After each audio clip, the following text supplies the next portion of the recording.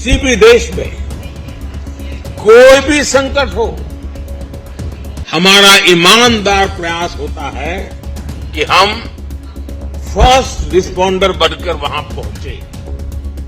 आपने कोरोना का वो दौर देखा है जब हर देश अपने अपने बचाव में ही जुटा था। तब भारत ने दुनिया के देशों से अधिक देशों के साथ दवाएं और वैक्सीन शेयर की।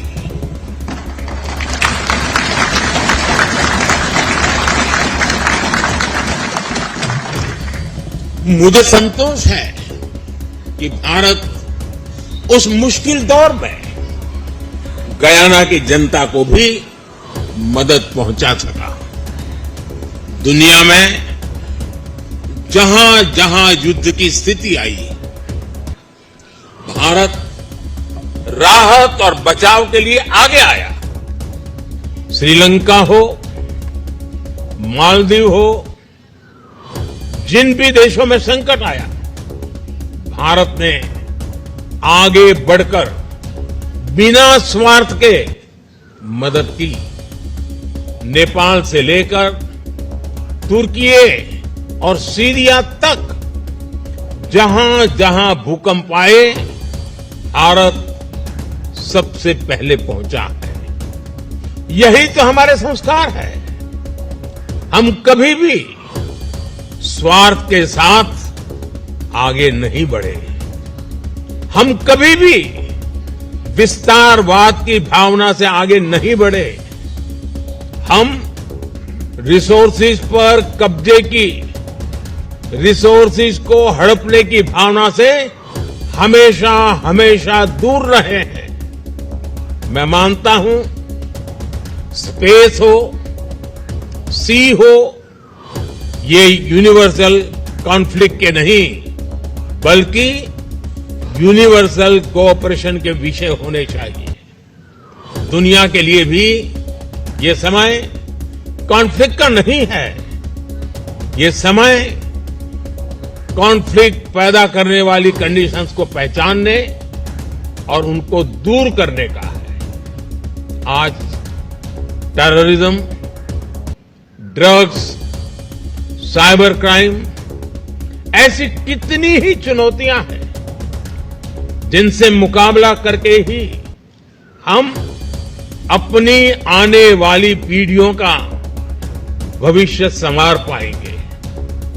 और ये तभी संभव है जब हम डेमोक्रेसी फर्स्ट, ह्यूमैनिटी फर्स्ट का सेंटर स्टेज देंगे। साथियों, भारत ने हमेशा प्रिंसिपल्स के आधार पर, ट्रस्ट और ट्रांसपेरेंसी के आधार पर ही अपनी बात की है।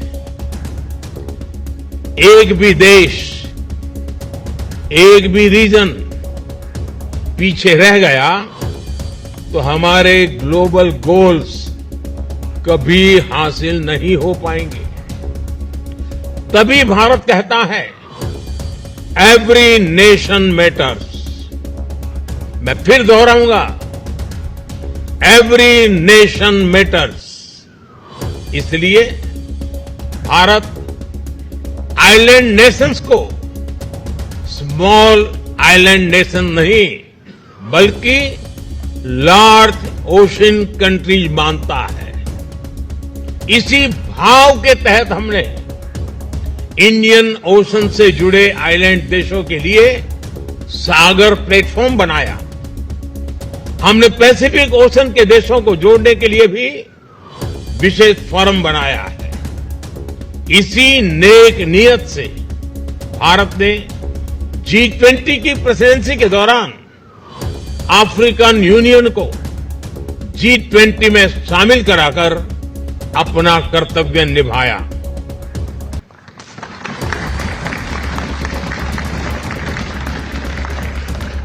साथियों, आज भारत हर तरह से वैश्विक विकास के पक्ष में खड़ा है, शांति के पक्ष में खड़ा है इसी भावना के साथ आज भारत ग्लोबल साउथ की भी आवाज बना है।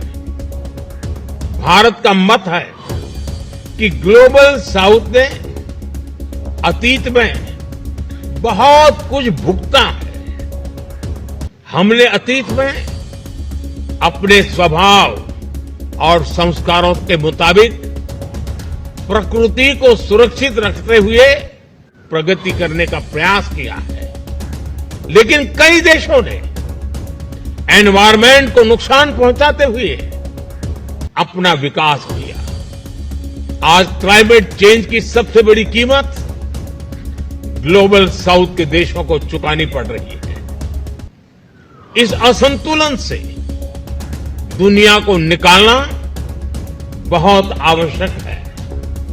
साथियों, भारत हो, गयाना हो, हमारी भी विकास की आकांक्षाएं हैं। हमारे सामने अपने लोगों के लिए बेहतर जीवन देने के सपने हैं। इसके लिए ग्लोबल साउथ की एकजुट आवाज बहुत ही जरूरी है। ये समय ग्लोबल साउथ के देशों की अवेकनिंग का समय है। ये समय हमें एक अपॉर्चुनिटी दे रहा है कि हम एक साथ मिलकर एक नया ग्लोबल ऑर्डर बनाएं, और मैं इसमें गयाना की आप सभी जनप्रतिनिधियों की भी बहुत बड़ी भूमिका देख रहा हूं। साथियों, यहां अनेक विमेन मेंबर्स मौजूद हैं। दुनिया के फ्यूचर ग्रोथ को प्रभावित करने वाला एक बहुत बड़ा फैक्टर दुनिया की आधी आबादी है। बीती सदियों में महिलाओं को ग्लोबल ग्रोथ में कंट्रीब्यूट करने का पूरा मौका नहीं मिल पाया। इसके कई कारण रहे हैं। ये किसी एक देश की नहीं, सिर्फ ग्लोबल साउथ की नहीं, बल्कि ये पूरी दुनिया की कहानी है। लेकिन 21st सेंचुरी में ग्लोबल प्रॉस्पेरिटी सुनिश्चित करने में महिलाओं की बहुत बड़ी भूमिका होने वाली है। इसलिए अपनी G20 प्रेसिडेंसी के दौरान भारत ने विमेन लेड डेवलपमेंट को एक बड़ा एजेंडा बनाया था। साथियों, भारत में हमने हर सेक्टर में, हर स्तर पर लीडरशिप की भूमिका देने का एक बड़ा अभियान चलाया है। भारत में हर सेक्टर में आज महिलाएं आगे आ रही हैं। पूरी दुनिया में जितने पायलट्स हैं, उनमें से सिर्फ 5% महिलाएं हैं, जबकि भारत में जितने पायलट्स हैं, उनमें से 15% महिलाएं हैं।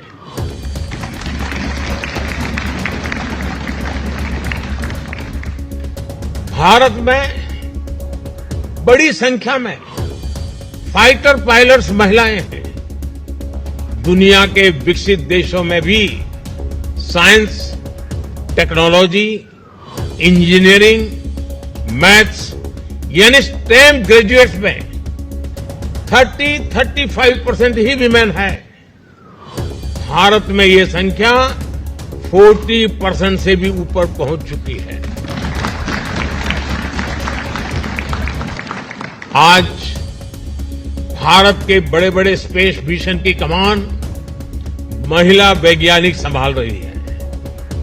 आपको ये जानकर भी खुशी होगी कि भारत ने अपनी पार्लियामेंट में महिलाओं को रिजर्वेशन देने का भी कानून पास किया है। आज भारत में डेमोक्रेटिक गवर्नेंस के अलग अलग लेवल्स पर महिलाओं का प्रतिनिधित्व है। हमारे यहां लोकल लेवल पर पंचायती राज है, लोकल बॉडीज हैं, हमारे पंचायती राज सिस्टम में 14 लाख से ज्यादा यानी 1.45 मिलियन इलेक्टेड रिप्रेजेंटेटिव्स महिलाएं हैं। आप कल्पना कर सकते हैं गयाना की कुल आबादी से भी करीब करीब 2 गुनी आबादी में हमारे यहां महिलाएं लोकल गवर्नमेंट को रिप्रेजेंट कर रही है। साथियों, गयाना लैटिन अमेरिका के विशाल महाद्वीप का गेटवे है। आप भारत और इस विशाल महाद्वीप के बीच अवसरों और संभावनाओं का एक ब्रिज बन सकते हैं। हम एक साथ मिलकर भारत और कैरिकॉम के पार्टनरशिप को और बेहतर बना सकते हैं। कल ही गयाना में इंडिया कैरिकॉम समिट का आयोजन हुआ है। हमने अपनी साझेदारी के हर पहलू को और मजबूत करने का फैसला लिया है। साथियों, गयाना के विकास के लिए भी भारत हर संभव सहयोग दे रहा है। यहां के इंफ्रास्ट्रक्चर में निवेश हो, यहां की कैपेसिटी बिल्डिंग में निवेश हो, भारत और गयाना मिलकर काम कर रहे हैं। भारत द्वारा दी गई फेरी हो, एयरक्राफ्ट हो, ये आज गयाना के बहुत काम आ रहे हैं। रिन्यूएबल एनर्जी के सेक्टर में, सोलर पावर के क्षेत्र में भी भारत बड़ी मदद कर रहा है। आपने T20 क्रिकेट वर्ल्ड कप का शानदार आयोजन किया है। भारत को खुशी है कि स्टेडियम के निर्माण में हम भी सहयोग दे पाए। साथियों, डेवलपमेंट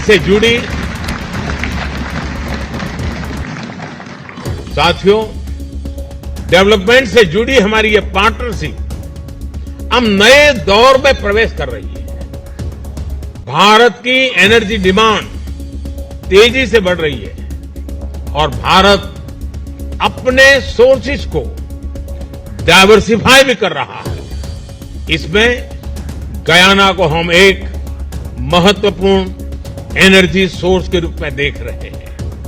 हमारे बिजनेसेस गयाना में और अधिक इन्वेस्ट करें, इसके लिए भी हम निरंतर प्रयास कर रहे हैं। साथियों, आप सभी ये भी जानते हैं, भारत के पास एक बहुत बड़ी यूथ कैपिटल है। भारत में क्वालिटी एजुकेशन और स्किल डेवलपमेंट इकोसिस्टम है। भारत को गयाना के ज्यादा से ज्यादा स्टूडेंट्स को होस्ट करने में खुशी होगी। मैं आज गयाना के संसद के माध्यम से गयाना के युवाओं को भारतीय इनोवेटर्स और वैज्ञानिकों के साथ मिलकर काम करने के लिए भी आमंत्रित करता हूं। Collaborate globally and act locally.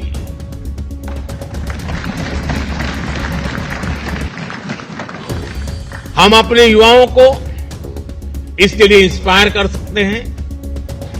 हम क्रिएटिव कोलैबोरेशन के जरिए ग्लोबल चैलेंजेस के सॉल्यूशन ढूंढ सकते हैं। साथियों, गयाना के महान सपूत श्री छेदी जगन ने कहा था कि हमें अतीत से सबक लेते हुए अपना वर्तमान सुधारना होगा और भविष्य की मजबूत नींव तैयार करनी होगी। हम दोनों देशों का साझा अतीत हमारे सबक, हमारा वर्तमान हमें जरूर उज्जवल भविष्य की तरफ ले जाएंगे। इन्हीं शब्दों के साथ आप सबके बीच आने का सौभाग्य मिला। इसके लिए मैं आप सबका आभार व्यक्त करते हुए अपनी बात समाप्त करता हूं। मैं आप सभी को भारत आने के लिए भी निमंत्रित करूंगा। मुझे गयाना के ज्यादा से ज्यादा जनप्रतिनिधियों का भारत में स्वागत करते हुए खुशी होगी। मैं एक बार फिर गयाना की संसद का, आप सभी जनप्रतिनिधियों का बहुत बहुत आभार व्यक्त करता हूं। बहुत बहुत धन्यवाद।